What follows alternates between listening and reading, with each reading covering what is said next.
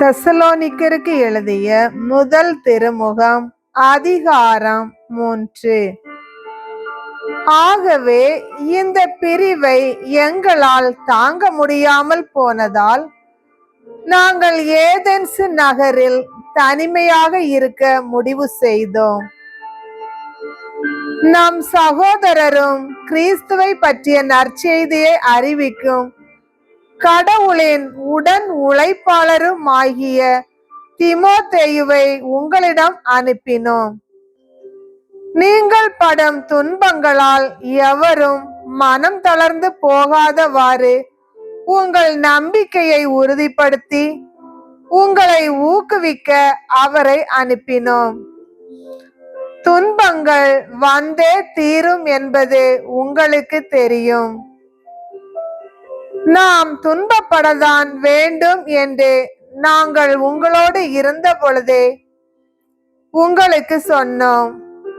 அவ்வாறே நடந்திருக்கிறது, இதுவும் உங்களுக்கு தெரியும்.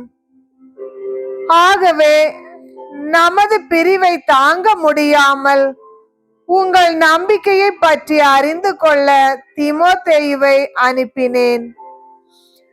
ஏனெனில் சோதிப்பவன் உங்களை சோதனைக்கு உட்படுத்தி விட்டானோ என்றும் அதனால் எங்கள் உழைப்பு வீணாகி விட்டதோ என்றும் அஞ்சினேன். ஆனால் இப்பொழுது தீமோத்தேயு உங்களிடமிருந்து திரும்பி எங்களிடம் வந்துவிட்டார். உங்களுடைய நம்பிக்கையையும் அன்பையும் குறித்து நல்ல செய்தி சொன்னார்.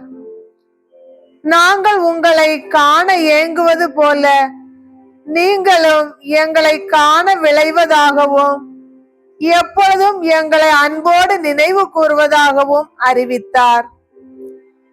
ஆகையால் அன்பர்களே, எங்கள் இன்னல் இடுக்கண்கள் நடுவிலும் உங்களது நம்பிக்கையை கண்டு உங்களால் நாங்கள் ஆறுதல் அடைகிறோம்.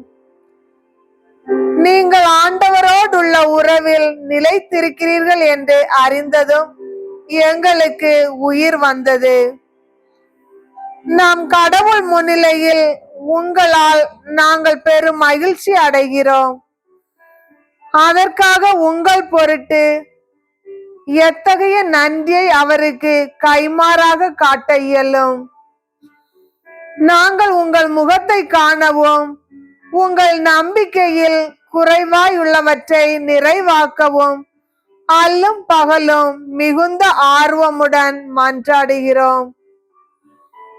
இப்பொழுது நாம் தந்தையாம் கடவுளும் நாம் ஆண்டவராம் இயேசுவும் உங்களிடம் வருவதற்கான வழியை எங்களுக்கு காட்டுவார்களாக.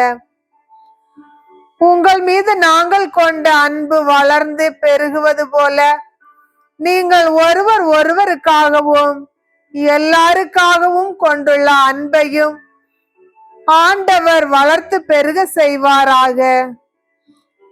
இவ்வாறு நம் ஆண்டவர் இயேசு தம்முடைய தூயோர் அனைவரோடும் வரும்பொழுது நாம் தந்தையாம் கடவுள் முன் நீங்கள் குற்றமின்றி தூய்மையாக இருக்குமாறு அவர் உங்கள் உள்ளங்களை உறுதிப்படுத்துவாராக.